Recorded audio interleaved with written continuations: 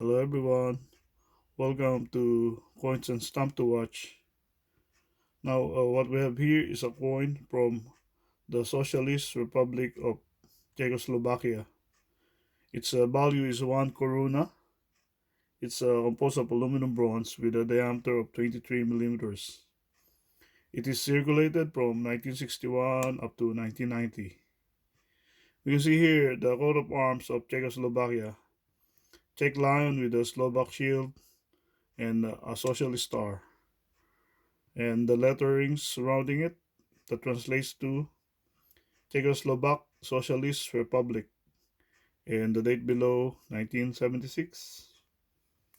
And on the edge, we can see it's milled, and on the reverse side, we can see a woman planting a linden sprig, and the number or the value 1 on the side.